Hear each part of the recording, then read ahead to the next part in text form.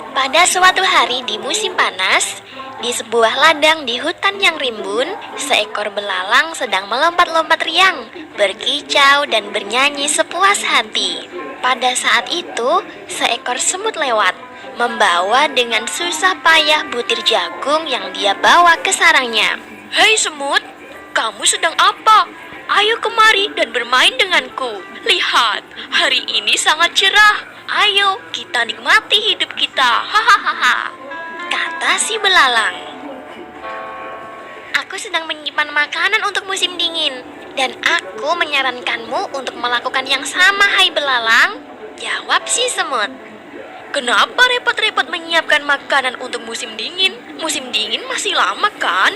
Lihat, banyak sekali makanan saat ini. Ini tidak akan habis, semut." Tapi semut tidak memperdulikan ajakan si belalang. Dia melanjutkan perjalanan dan melanjutkan kerja kerasnya. Sementara itu, belalang kembali bernyanyi dan memainkan violinnya. Ketika musim dingin tiba, belalang mendapati dirinya lemah karena kelaparan. Sementara itu, semut-semut terlihat berbahagia dan bersenang-senang. Mereka membagikan setiap hari jagung dan biji-bijian dari lumbung makanan yang mereka kumpulkan di musim panas. Selesai.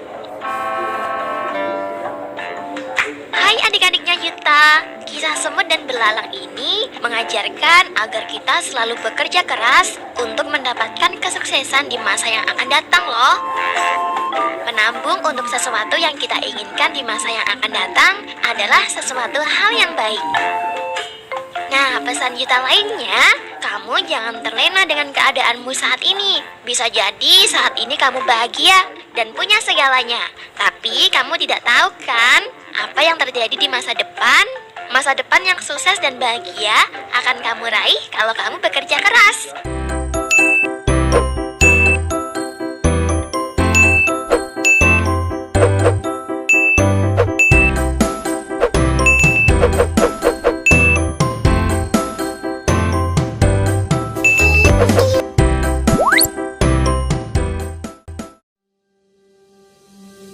Assalamualaikum warahmatullahi wabarakatuh. Selamat pagi sahabat Halo Siswa. Bagaimana kabarnya hari ini? Tentu sahabat dalam keadaan sehat, pasti hebat, menjadi generasi emas bangsa Indonesia. Sahabat Halo Siswa dimanapun Anda berada, hari ini kita kembali fokus pada materi pembelajaran yang akan kita bagikan. Tentu sebagai seorang generasi emas bangsa Indonesia harus tetap menjaga kedisiplinan, utamanya disiplin dalam menjaga kesehatan.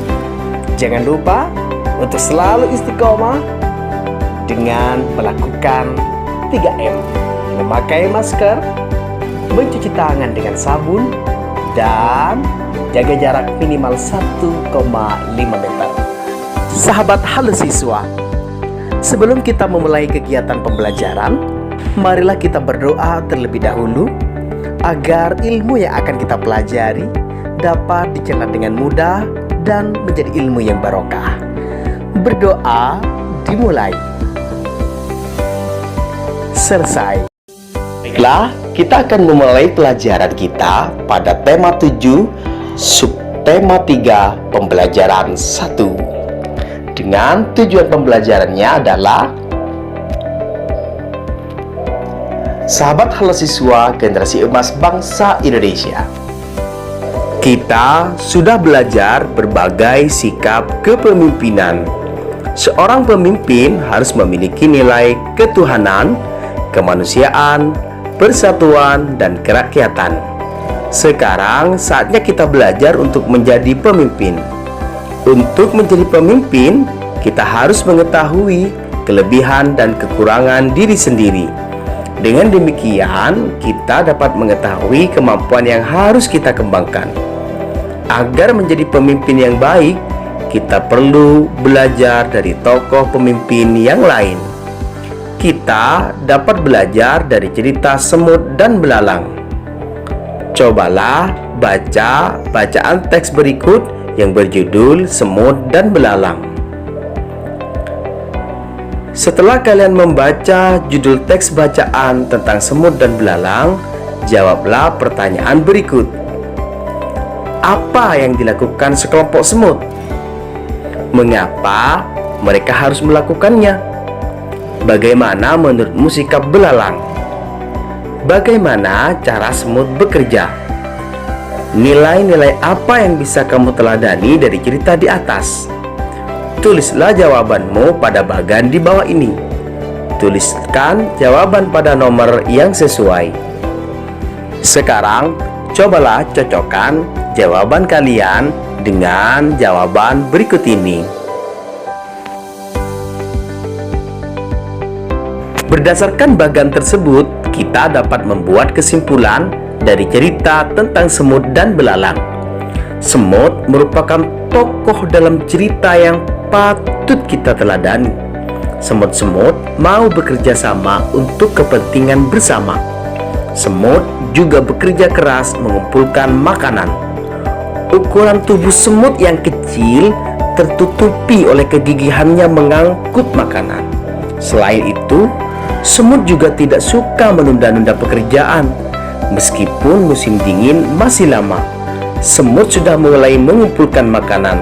Hal ini dapat kita contoh saat mengerjakan tugas sekolah atau tugas rumah. Sahabat Halo Siswa, generasi emas bangsa Indonesia, mengembangkan diri agar menjadi pemimpin yang baik. Pemimpin yang baik harus mengetahui kelebihan dan kekurangan dirinya. Kita dapat menjatuh hal tersebut dari tokoh semut. Semut tidak bisa bekerja di musim dingin. Untuk mengatasinya, semut bekerja keras mengumpulkan makanan saat musim panas. Dengan begitu, mereka tidak kelaparan pada saat musim dingin. Semut tahu kelebihan dan kekurangan sikap tersebut, yang juga harus dimiliki oleh seorang pemimpin. Sekarang, apakah sahabat sudah tahu tentang kelebihan dan kekurangan yang sahabat miliki? Cobalah sekarang sahabat menuliskan kelebihan dan kekurangan dan sikap yang harus dilakukan, seperti contoh berikut. Kelebihan dari kita semua, misalnya mudah memahami pelajaran, selalu disiplin waktu. Kekurangannya, misalnya tidak sabar saat melakukan suatu kegiatan, kadang keras kepala ketika diberitahu.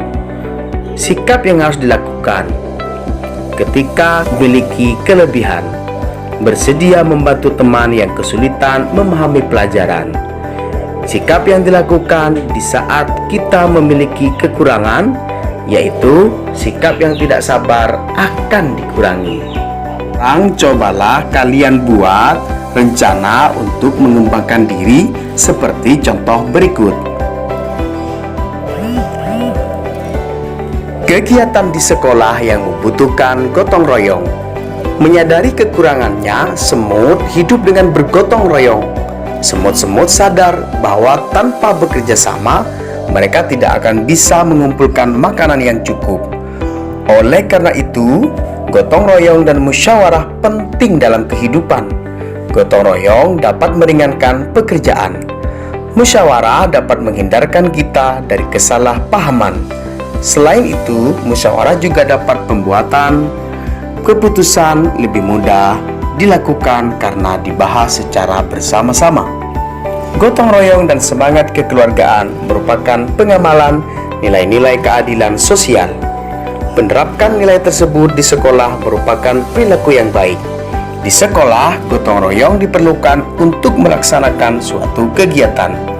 Berikut ini contoh-contoh kegiatan yang membutuhkan gotong royong di sekolah. Yang pertama, mengadakan lomba peringatan kemerdekaan Indonesia. Yang kedua, mengadakan kegiatan perpisahan siswa kelas 6 dan mengadakan peringatan Hari Besar Keagamaan. Dan cobalah cari contoh lain dari kegiatan di sekolah yang membutuhkan gotong royong. Tuliskan beserta alasannya.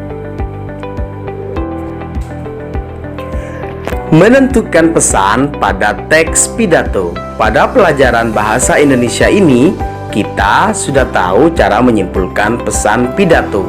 Sekarang kita akan belajar menentukan pesan yang terdapat pada teks pidato. Untuk menentukannya, kita baca keseluruhan teks pidato. Sambil membaca, kita pahami setiap kalimat yang menyusun teks pidato.